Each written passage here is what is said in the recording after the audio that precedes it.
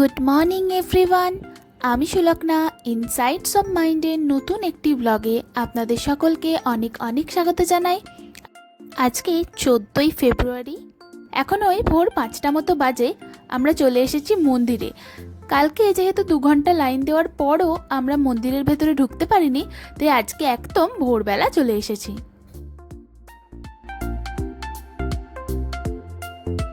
এত ভোরবেলা মোবাইল এবং জুতো রাখার কাউন্টারটা খোলে না, তাই আমরা রাস্তার ওই পারে গিয়ে কয়েকজন জুতো এবং মোবাইল জমা রাখেন, তাদের কাছেই মোবাইল এবং জুতোটা জমা রেখে এলাম। প্রায় 2 ঘন্টা লাইন দিয়ে অবশেষে আজকে আমরা মহাপ্রভুর দর্শন করতে পেরেছি। মন্দির দর্শন করে আমি এখন চলে এসেছি একটু স্বর্গদ্বারে এসেই প্রথমে আমি চলে এসেছিলাম একটা কুর্তির দোকানে। এখানে খুব সুন্দর সুন্দর কাফতান পাওয়া যাচ্ছিল, সেখান থেকে আমি একটা কাফতান নিলাম আর তারপর নিয়ে নিলাম এই দুটো কুর্তি। এর মধ্যে একটা আমার এবং একটা আমার বৌদি ভাইয়ের জন্য। কেনাকাটা শেষ করে ভাবলাম স্বর্গদ্বারে যখন এসেছি তখন সামনে সি বিচ থেকেও একবার ঘুরে আসা যাক।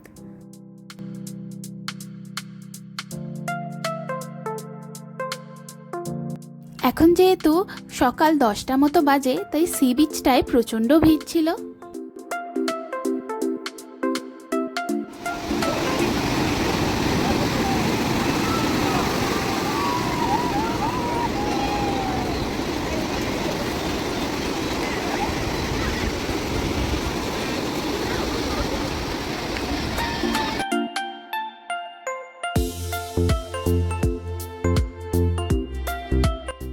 আজকে প্রচণ্ড রোদ, তাই আর বেশিক্ষণ সি বিচে না দাঁড়িয়ে আমি এখন হোটেলে ফিরে যাচ্ছি।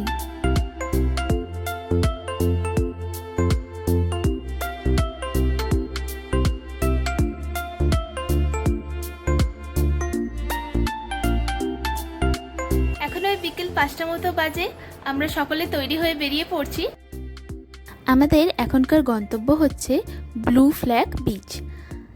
যেহেতু আমরা আজকে অনেকটাই ভোরবেলায় পুজো দিতে গিয়েছিলাম, তাই অনেকেই যেতে পারেনি, তাই যাওয়ার পথে ভাবলাম একবার মন্দিরের সামনে থেকে সবাইকে ঘুরিয়ে নিয়ে তারপর আমরা বিচে যাব।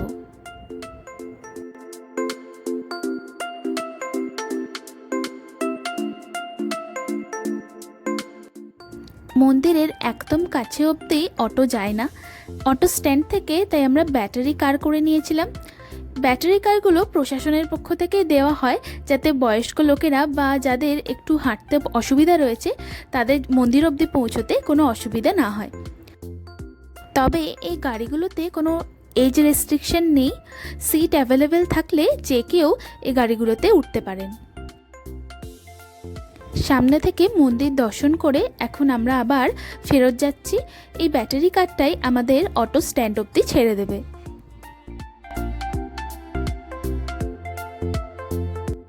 উঠে পড়েছি আমরা অটোতে, চলুন এবার পরের গন্তব্যে যাওয়া যাক।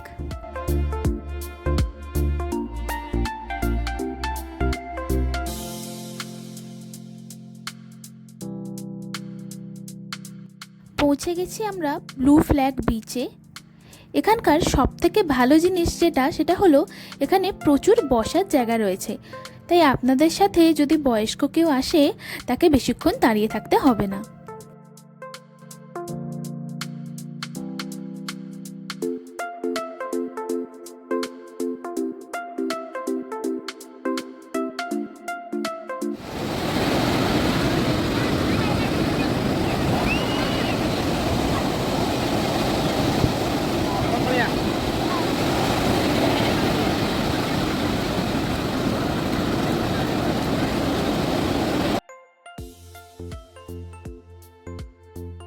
প্রায় অনেকক্ষণই আমরা বিচে রয়েছি, চলুন এবার ফেরত যাওয়া যাক।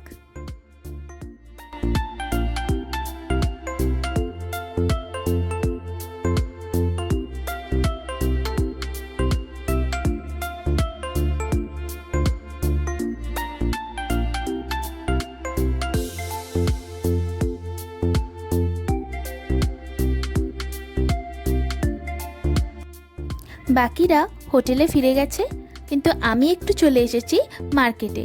সকালবেলা দাদার জন্য কিছু কেনা হয়নি, তাই ভাবলাম এখন একটু কিছু কিনে নেওয়া যাক। সামনের একটা দোকান থেকে আমি তাই ওর জন্য এই গোলাপি রঙের পাঞ্জাবিটা কিনে নিলাম। এই দোকানটাতে সাদা কাফতানের কালেকশনও খুব ভালো ছিল, তাই আর নিজেকে সামলাতে না পেরে একটা সাদা রঙের কাফতান নিয়েই নিলাম।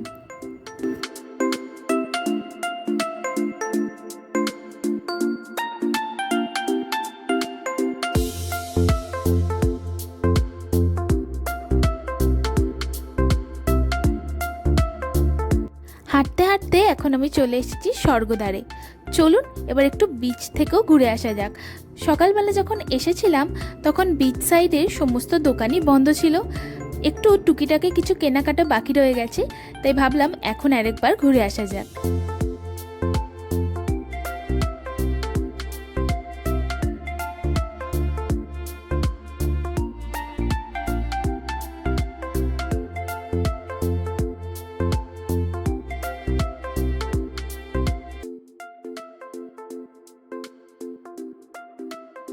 প্রথমেই আমি চলে এসেছিলাম ফ্রিজ ম্যাগনেট কিনতে। সামনের দোকানটা থেকে আমি কয়েকটা ফ্রিজ ম্যাগনেট নিয়ে নিলাম,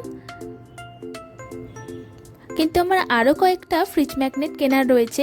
এখানে সেরকম কালেকশন না থাকায় ভাবলাম অন্য আরও কয়েকটা দোকান ঘুরে আসা যাক।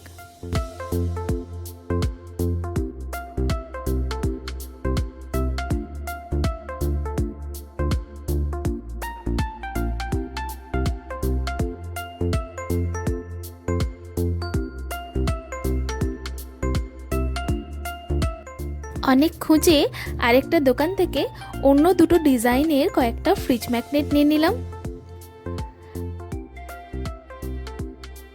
আজকের মতো কেনাকাটা কমপ্লিট। চলুন এবার হোটেলে ফেরা যাক।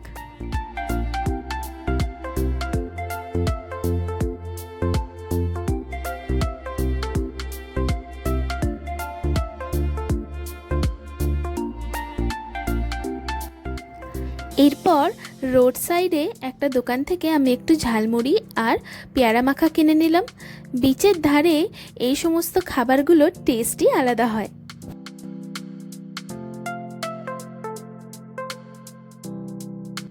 চলুন পৌঁছেই গেছি প্রায় হোটেলের কাছে। আজকে ব্লগটা তাহলে এই পর্যন্তই রইল। খুব শিগগিরই দেখা হবে পরের একটি ব্লগে। ততক্ষণ পর্যন্ত সবাই খুব ভালো থাকবেন এবং সুস্থ থাকবেন।